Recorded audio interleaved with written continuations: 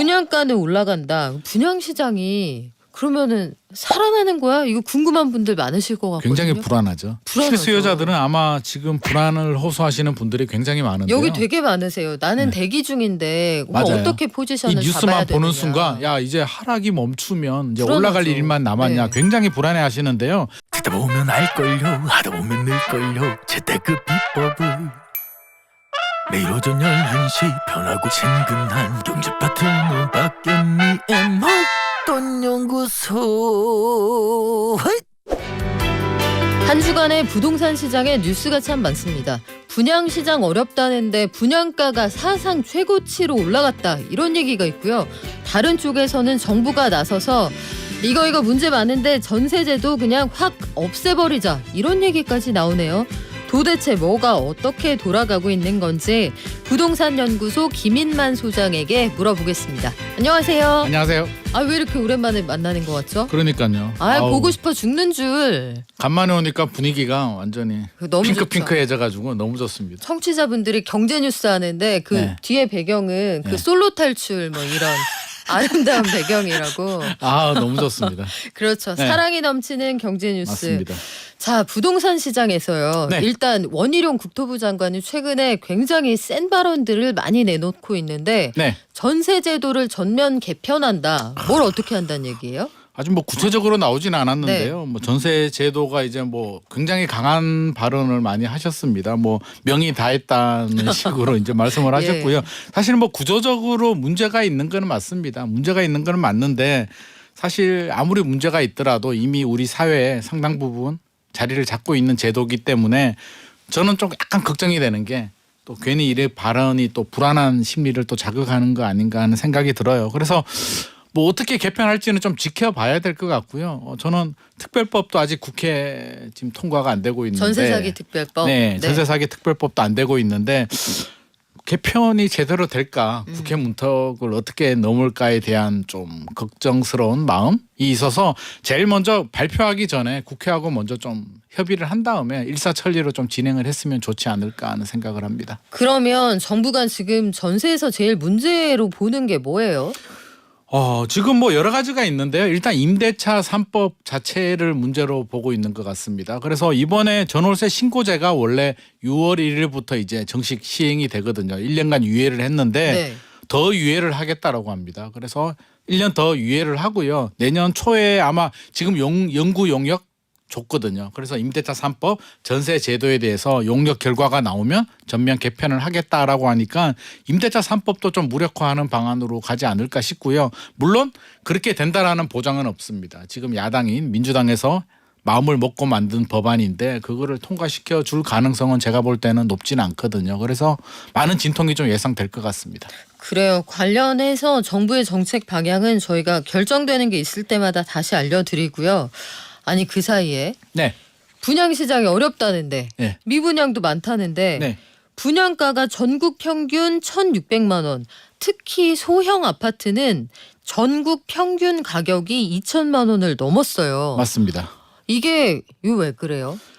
이게 우리 일반적으로 이제 이 뉴스를 우리가 접하면 미분양도 늘어나고 네. 최근에 부동산 시장 분위기가 이제 살짝 좀 회복은 되고 있지만 그 정도 뜨거운 상황은 아닌데 분양가가 왜 이렇게 오르냐라고 이제 깜짝 놀라시는데요. 실제로 많이 오르긴 했습니다. 4월 말 기준으로요. 민간 아파트 분양 가격은 작년하고 비교해 보면 9.6%가 올랐고요. 전국 분양가 3.3제곱미터당 분양가를 보더라도 11.7%가 올랐습니다. 2017년하고 비교해 보면 46.3%가 올랐거든요. 그래서 우리가 상식적으로 미분양도 늘어나고 분위기가 안 좋아지면 분양가를 내려야 되는 게 정상인데 그렇죠. 네. 왜 이렇게 오르냐라고 이제 말씀을 하시는데 그 내용을 제가 좀 분석을 해보면 저는 세 가지로 좀 구분을 할 수가 있는데 첫 번째는요.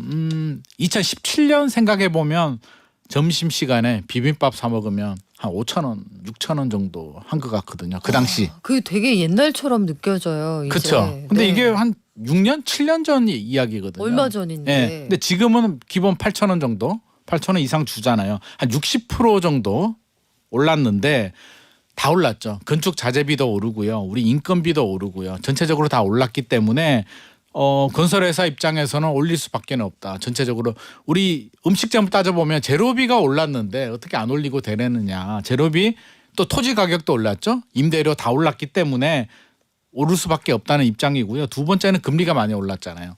자기 돈으로 짓는 건설사 없잖아요. PF 대출을 일으키는데 네. 금리가 2배 이상 올랐기 때문에 금융 비용도 늘어났고 세 번째가 저는 좀 문제라고 보는데 우리 분양가 상한제가 폐지가 됐거든요. 거의 강남 3구, 용산구 빼고는 이제 없어졌는데 분양가 상한제가 어떤 역할을 해주냐면 약간 캡 그러니까 분양가가 지나치게 급등하게 되면 그게 주변 집값으로 이제 영향을 주게 되죠. 따라가게서 풍선 효과가 생기기 때문에 캡을 씌우는데 약간 극단적인 부분이 있어요. 사실은 새 아파트니까 주변 시세보다 약간 비슷하거나 살짝만 낮아도 굉장히 메리트가 있는데 이전 정부에서는 너무 많은 무거운 캡을 씌우다 보니까 로또가 생겼죠. 주변 새 아파트가 10억이면 새 아파트 분양하는 아파트가 9억이나 10억 정도만 해도 메리트가 있는데 6억, 7억 정도로 내려버리니까 이제 로또가 생기는 거고요. 최근에 이 캡이 이제 상당 부분 없어지다 보니까 건설회사 입장에서는 여러 가지 이유들 뭐 자재비도 늘어나고 대출이자 부담도 늘어난다라고 하면서 가격을 올렸죠. 올렸는데 이게 안 먹히면 괜찮은데 또 이게 먹힌단 말이에요. 새 아파트를 원하는 분들이 많기 때문에 경쟁력이 약한 지역들은 미분양이 늘어나고요. 아까 우리 앞서서 김성훈 기장님 네, 말씀하셨듯이 과천.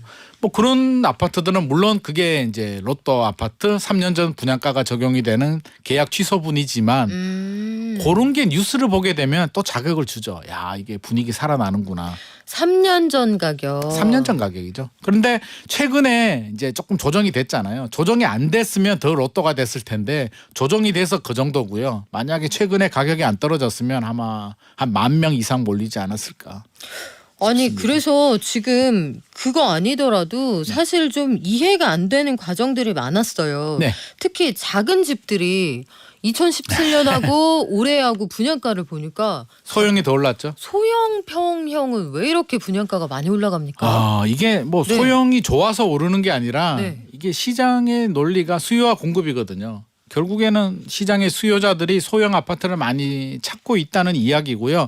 자 이게 약간 저는 뭐라 그럴까 약간 눈속임? 눈속임까지는 아니더라도 네. 착시 효과가 있는데 큰 평수들 대형 평수들은 절대 가격이 높잖아요. 면적이 크기 때문에 좀 부담스럽거든요. 근데 소형 같은 경우는 사람들이 3.3제곱미터당 평당 가격으로 계산하진 않잖아요. 그렇다 보니까 좀 낮아 보여요. 그래서 건설 회사들이 소형에 좀 가격을 올리는 경향이 있고 소형이 또 잘 팔리기도 하고요. 주력 물건이기도 한데 한 15년 전 우리 2006년 정도 생각해 보면 그때는 버블 세븐 중대형 아파트들이 트렌드였잖아요. 그때는 3.3제곱미터당 가격이 대형이 더 높았어요. 대형이 높고 소형은 낮았는데 이제 트렌드 자체가 소형이 인기가 있다 보니까 또 절대 가격에서 차이가 나니까 소형의 가격을 좀 많이 올리는 경향이 있었고요. 대형 평수들은 잘 안 팔리기 때문에 가격을 살짝 좀 낮게 책정하는 그런 뭐라 그래요? 마케팅 기법이 적용이 된 것 같습니다. 전국 평균이 2천만 원이 부담스럽죠. 넘는다. 굉장히 부담스러운 가격인데 아니, 소비자들은 네. 왜 사줘요? 비싸면 안 사줘야 되는 거 아니에요? 안 사줘야 되는데 앞서서 말씀드렸듯이 주변 아파트하고 비교해 보면 그래도 아직까지 경쟁력이 신축이 있죠. 예, 이게 상대적인 차이고요. 분양가 상한제 적용하고 하면 새 아파트 분양가 경쟁력이 있습니다. 있기 때문에 되는 거고요. 네. 경쟁력이 없는 단지들은 이제 미분양이 되는 거죠. 그럼 하나만 더 질문 드릴게요. 분양가 상한제가 적용된 단지들이 1분기에 전국에 1등부터 5등까지 네. 분양시장에서 싹쓸이를 했던 거 맞는데 네. 상한제 적용을 안 받아서 비싼 단지들 있잖아요. 네네. 그쪽도 잘 팔렸단 말이에요. 입지가 좋았겠죠. 아, 그러니까 시장 수요자들은 이제 냉정하게 따지는데 네. 자 건설회사 입장에서 한번 생각을 해보면은요. 자 건설회사는 분양가를 지나치게 높게 책정을 하면 미분양이 발생하고요. 지나치게 내리게 되면 완판이 되는데 남는 게 줄어들죠. 수익이 줄어들기 때문에 네. 철저하게 조사를 합니다. 시장 조사를 다 하고요.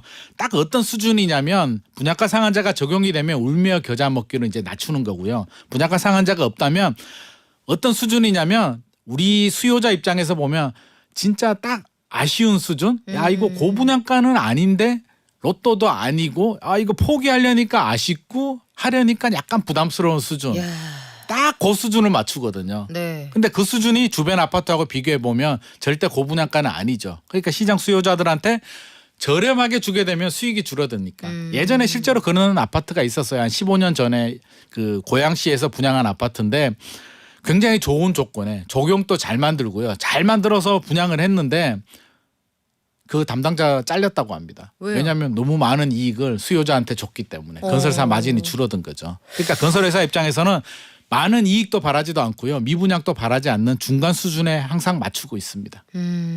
그러면 단지가 거의 입지나 네. 수요에 따라서 정말 그럼요. 냉정하게 시장의 평가를 받고 있다는 뜻인데 부동산 시장 전체로 시야를 넓혀 보겠습니다. 네. 지금 한 주 사이에 부동산 전체의 가격은 어떻게 달라졌나요? 조금씩 이제 하락폭이 축소가 되고 있는데요. 5월 8일 기준 한국 부동산원 통계를 보면 전국이 마이너스 0.09에서 지난주였죠. 이번 주가 마이너스 0.07%, 전세가 0.13에서 마이너스 0.11%로 하락폭이 축소가 됐는데 이게 우리 분위기 안 좋았던 작년 10월, 11월, 12월에는 주간 변동률이 마이너스 0.7이나 0.8까지 갔었거든요. 첫 번째 자리에서. 그렇죠. 네. 그러니까 지금은 지금 분위기라면 5월 넘어가고요. 6월 정도 되면 마이너스 떼고 거의 이제 플러스로 갈 것 같습니다. 그러니까 저는 사실상 1차 하락은 이제 마무리 단계로 들어갔다. 최근에 많이 떨어진 부분에 대해서는 이제 사실상 끝났다라고 보여지고 당분간은 이제 올랐다 내렸다 팽팽한 줄다리기 할 것 같습니다.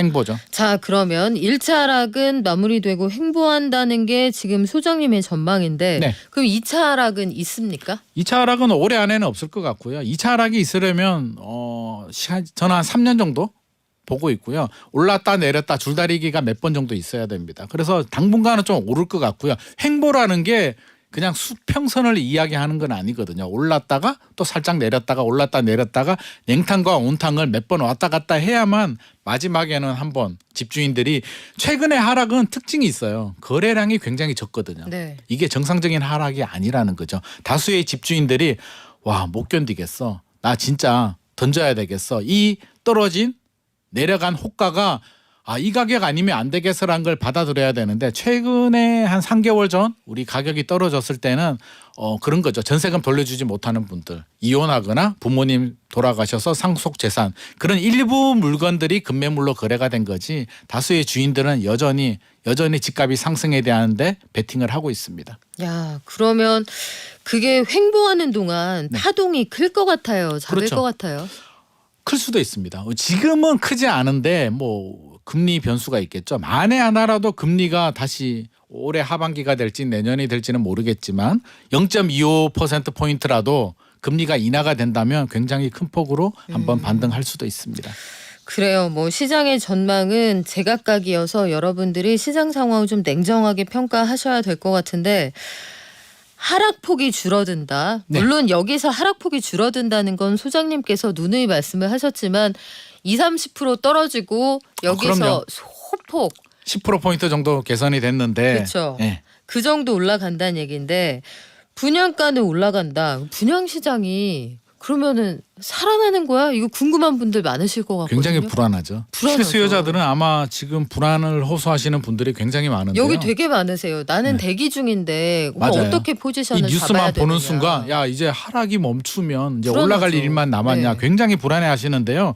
물론 뭐 정답은 없습니다. 정답은 없고요. 필요한 분들이라면 자금력이 되고 필요한 분들이라면 저는 항상 좀 떨어진 폭을 봐라. 우리 떨어질 때도 순서가 있거든요. 외곽 지역부터 떨어지고요. 중심지는 이제 늦게 떨어지는데 최근 양상을 보면 외곽 지역들이 좀 많이 떨어졌고요. 중심지는 별로 안 떨어졌어요. 그래서 저는 지금은 중심지는 들어가기는 좀 이르다.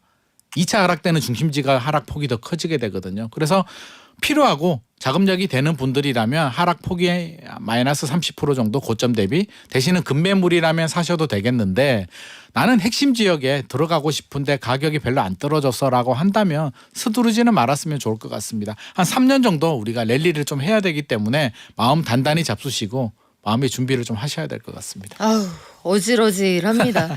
상황이 좀 이렇게 돌아가는데요. 전세 시장도 여전히 혼란스럽습니다. 네. 전세보다 월세를 선호하는 현상, 전세 사기 피해가 보도가 되면서 최근에 좀 이런 현상들이 있었는데 전세 매물은 좀 줄었다 이런 얘기도 있네요. 전세 매물이 줄었습니다. 6개월 전이죠. 작년 11월 서울 아파트 전세 매물이 54,765건이었는데 있는데요. 올 5월 지금은 38,614건으로 29.5%, 30% 정도 줄었습니다. 그러면 또 불안하죠. 야, 전세 가격이 전세 사기 때문에 선호도가 떨어진다라고 하는데 왜 또 전세 매물은 줄어들고 전세 가격은 오르는 걸까? 네. 굉장히 불안한데요. 여러 가지 이유가 있습니다. 전세 가격은 떨어졌거든요. 매매 가격과 마찬가지로 떨어졌는데 월세 가격은 떨어지지 않았습니다. 그러니까 시장의 수요자들이 볼 때에는 어라? 월세가 유리했는데 지금 보니까 전세가 차라리 유리할 수도 있겠다라는 생각을 하고 있고요. 최근에 기준금리는 떨어지지 않았는데 대출금리는 좀 떨어졌거든요. 막 5%, 6%, 7%까지 가다가 최근에는 4%대 3% 후반대까지도 지금 나오는 상품들이 있기 때문에 대출이자 부담도 줄어들었고요. 전세 사기 이야기 많이 하시는데 네. 전세 사기는 주로 빌라하고 오피스텔 이야기거든요. 또 특정 외곽 지역들 얘기이기 때문에 불안하죠. 불안하니까 어디로 가냐면 상대적으로 안전한 아파트 전세로 들어옵니다. 아, 아파트는 안전하잖아. 나는 불안해서 오피스텔보다는 아파트로 가겠다라고 해서 오히려 아파트 전세는 수요가 더 늘어나고 있어서 당분간은 아파트 전세는 더 강세가 될 가능성이 높습니다. 그러면 좀 선별을 해서 소비자들이 상대적으로 이제 집값은 좀 떨어질 만큼 떨어진 것 같고 맞습니다. 전세가 상대적으로 안전하다고 판단이 되는 쪽으로는 좀 몰리다 보니 가격이 오르는 전세 곳이 가격은 있다. 당분간 좀 오를 것 같습니다. 그래요? 네. 근데 전세 사기 특별법 이게 제정되는데 굉장히 시간이 걸리는 것 같은데 네. 야당이 약간 양보하고 있다는 얘기도 있더라고요. 이게 야당이 양보인지 협상인지는 좀 봐야 되는데요. 물론 뭐 서로 협의를 해야 되겠죠. 이게 뭐가 쟁점이냐면 이제 세 가지가 쟁점인데요. 야당이 이제 최종안을 제시를 한 게 첫 번째는 피해자 인정 범위가 너무 좁다. 최대한 많은 분들을 구제해야 된다. 그러니까 인천 사기왕뿐만 아니라 동탄이나 구리나 다른 지역에 그 전세금을 받지 못하는 분들까지도 확대해야 된다는 입장이고요. 두 번째는 저는 이거 적극 찬성인데 최우선 변제금을 좀 조정해 주겠다. 우리 세금이나 또 선순위보다도 먼저 받을 수 있는 돈인데 너무 작거든요. 그래서 범위를 늘려주겠다는 거고요. 세 번째가 이제 가장 이슈가 되는데 처음에는 야당이 이제 전세 채권 미반환 받지 못하는 전세금을 정부 우리 세금으로 좀 보전을 해주자라는 입장이었는데 살짝 물러서 가지고요. 직접 보전은 아니더라도 피해자들이 경매 참여해서 복잡하잖아요. 그러니까 허그 같은 공공기관이 경매를 받아서 이렇게 먼저 좀 정산을 해주고 나중에 사후 처리를 하자라는 안으로 하는데 지금 국토부하고 여당은 좀 반대하는 입장입니다. 결국에는 세금이 투입되는 거 아니냐라고 해서 팽팽한 줄다리기를 하고 있는데 4월 27일에 발표를 했었잖아요. 정부안이 그때 나왔죠. 네. 지금 벌써 2주 넘게 지난 것 같거든요. 그렇죠. 다음 주 그쵸? 되면은 이제 한 달 되잖아요. 거의 한 달 되기 네. 때문에 사실 금방 통과될 줄 알았거든요. 처음에는 5월 초에 통과된다라고 했는데 지금 벌써 한 달 가까이 가고 있기 때문에 뭐 다 좋습니다. 다 좋은데 저는 좀 빨리 좀 협상을 해서 밤을 새더라도 좀 협상을 해서 빨리 좀 통과됐으면 좋을 것 같습니다. 그리고 그때 우리 논쟁이 됐었던 것들 네. 우리가 미반환 전세보증금 이 사후 정산하는 그 문제 지금 야당이 약간 뒤로 물러섰다라고 얘기를 하는데 네. 결국은 정부가 세금 투입해서 피해자 돈 물어주는 거 아니냐 이게 논쟁거리였잖아요. 논쟁거리죠. 그러면 여기 들어가는 비용은 누가 되는 걸로 결정이 날까요? 결국에는 세금이 들어가야 되기 때문에 저는 그렇게 돼야 될 것 같습니다. 이제 처음에는 우선 매수권을 준다라고 했잖아요. 네. 그래서 당초 안처럼 가려고 한다면 저는 피해 대상자를 굉장히 확대를 해야 될 것 같고요. 정부 세금이 많이 투입이 될 것 같으면 아무래도 대상자를 확대하기는 좀 어렵지 않을까 해서 서로 좀 절충안을 만들어야 될 것 같습니다. 아직 국회에서 논의 중입니다. 여전히 좀 줄다리기가 시작이 되고 있는 그런 상황이고요. 국토위에서 다시 논의하고 있는데 맞습니다. 요즘 지지부진한 그런 상황이네요. 부동산 법안들 요거 어떻게 되는지 저희가 업데이트해서 꾸준히 또 발빠르게 전해드릴게요. 지금까지 부동산연구소 김인만 소장이었습니다. 고맙습니다. 감사합니다.